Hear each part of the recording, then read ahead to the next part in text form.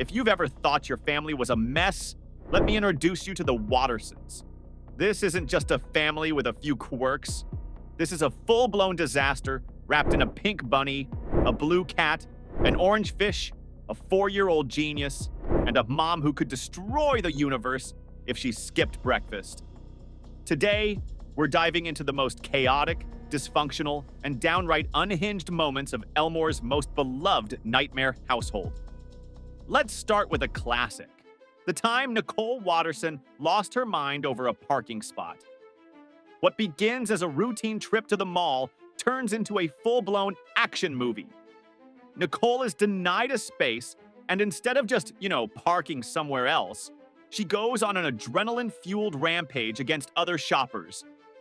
She crashes through barricades, drifts across the parking lot, and literally goes to war with a granny for that last spot. It's Nicole at her most unhinged. And that's saying something. This episode perfectly showcases the Wattersons' inability to deal with minor inconveniences like normal people. You know how most families argue over what to watch on TV?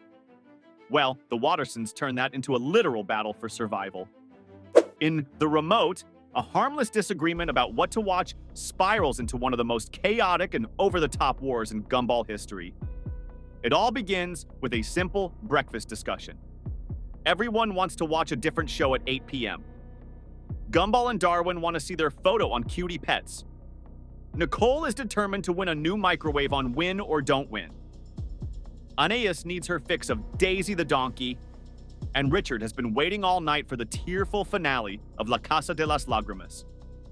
Naturally, only one remote exists. Richard, who's been camping out on the couch, smugly reveals he's hidden the remote.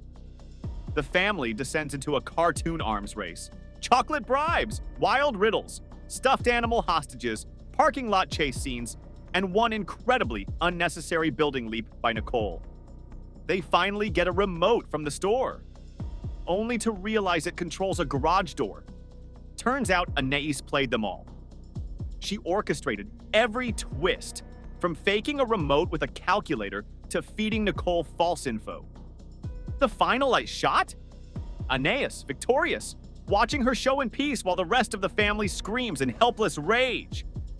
In the choices, we get a rare, hilarious, and emotional trip down Nicole Watterson's memory lane. And it all starts with a kitchen fire and Darwin spraying whipped cream directly into her eye. Yep, classic Watterson dinner. After nearly losing her mind, time suddenly freezes for Nicole, and she wonders, how did life spiral into this chaos? The answer, Richard. And so begins a wild what-if journey. Nicole imagines other paths she could have taken. If she'd made it to her karate tournament, she might have become president. But then, a post-apocalyptic dictator? Yikes. She dates Banana Bob, cute until he drives her mad singing Banana. Banana. Harold, negging nightmare. Mr. Small? Hugs don't fix choking, apparently. No matter what, every alternate reality ends in disaster. And finally, she sees it. Fate brought her to Richard. Young, goofy, stuck in a log Richard. He makes her laugh, blush, and reminds her life isn't about success, it's about living. Cue the montage of their whole life together. Falling in love, getting kicked out, struggling, raising Gumball, adopting Darwin, Anais' birth. Nicole snaps back to reality, starts a food fight, and laughs like she wouldn't change a thing. Let's talk about the time Richard Watterson did the unthinkable. He got a job. And no, it wasn't professional couch potato. He actually became a pizza delivery guy. The episode, The Job, kicks off with Nicole fainting on the front lawn at the shocking news. When your husband hasn't worked a day in his life and suddenly gets hired, that's bound to cause chaos. Richard's new career starts off exactly as you'd expect, with absolute incompetence. He's slicing the middle out of pizzas to keep the free part for himself, dropping boxes on the street, and singing a rap about pizza so aggressively he starts breaking the laws of physics.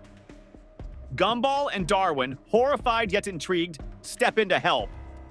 Meanwhile, Nicole starts noticing weird things.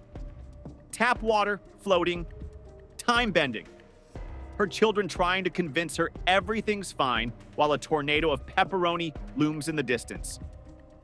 By the time Richard's deliveries start melting the laws of space and time, even Larry can't deny it. It's time to fire him. Reality resets, Nicole returns from puddle form, and Richard is back to being unemployed. Crisis averted, until Richard starts hunting for a new job again. The universe may not survive round 2. Ever see a grocery store become a war zone? Ah yes, a wholesome family trip to the supermarket. What could possibly go wrong? For the Wattersons, everything. The limit starts innocently enough.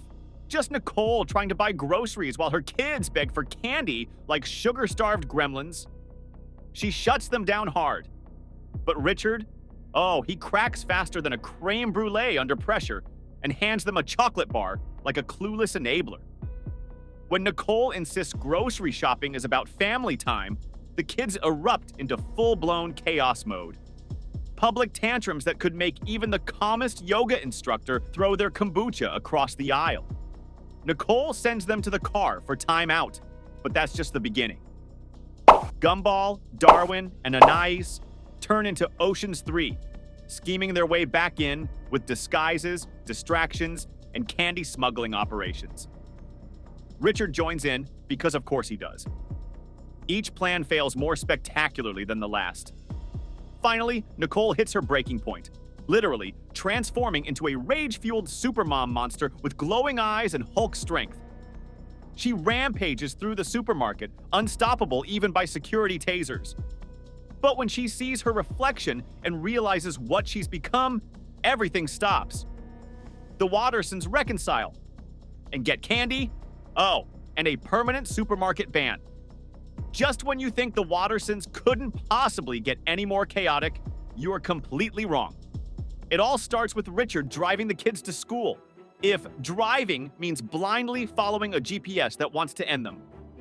Gumball, feeling very existential, questions why they even need school.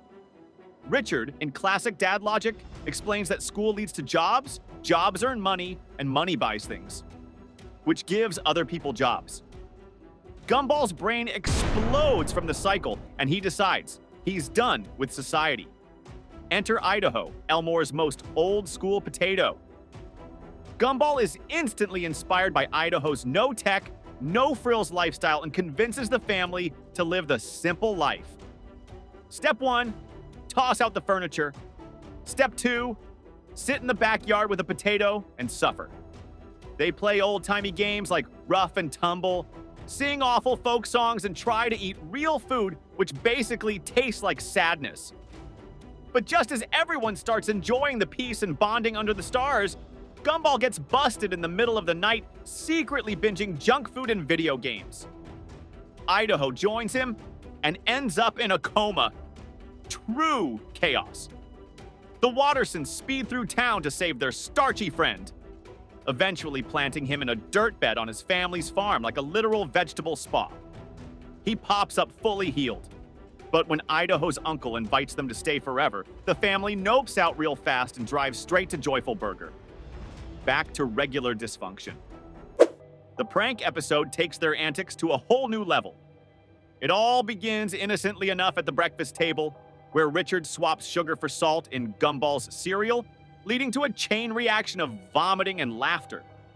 Gumball and Darwin, not ones to back down, retaliate with a ketchup bottle prank that leaves Richard in tears and Nicole unimpressed. Determined to outdo his sons, Richard embarks on a series of increasingly elaborate pranks, including a failed attempt with baked bean-filled shoes and a misguided how-to prank tape that results in him getting stuck in the chimney. Gumball and Darwin escalate the war by sending a sleeping Richard down the river on a raft, only for him to return sunburnt and claiming to have eaten his clothes. The prank war spirals out of control, culminating in Richard's descent into madness as he sets up dangerous traps around the house. Gumball and Darwin, realizing they've pushed their father too far, attempt to end the feud. But not before Richard reveals his ultimate prank, a ketchup explosion that leaves the boys drenched and defeated. In the end, the family reconciles, acknowledging that perhaps they've taken their pranks a bit too far. After waiting 7 months, long enough for Darwin to grow leg hair, Gumball and Darwin finally get their new video game. It's a moment of pure joy, until they realize it's a cartridge, and their console only takes discs, the horror. Determined to right this gaming injustice, the boys march to Ripley 2000 and demand a refund from Larry. But Larry, being Larry, says no refunds because his boss is watching him through a creepy security cam. That doesn't stop Gumball and Darwin, though. Oh no, these kids go full heist mode. First attempt, they casually ask again. Denied. Next, Gumball impersonates the police with a bullhorn. Then comes hypnosis, sympathy plea. A full-blown sad PSA starring Anais as a shoebox-dwelling Jimmy. They even bring out the tear-jerking music. Still, no refund. But then, Richard starts to get involved.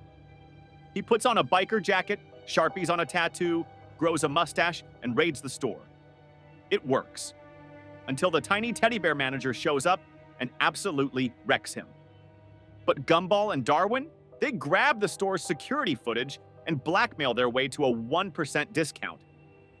They buy the new console, only to find it's a paper shredder. And that, my friends, is just a taste of the wonderfully unhinged chaos that is the Watterson family. Now, it's your turn. What's your favorite Watterson meltdown? Drop it in the comments, and don't forget to like, subscribe, and ring that notification bell. See you next time, Elmore citizens.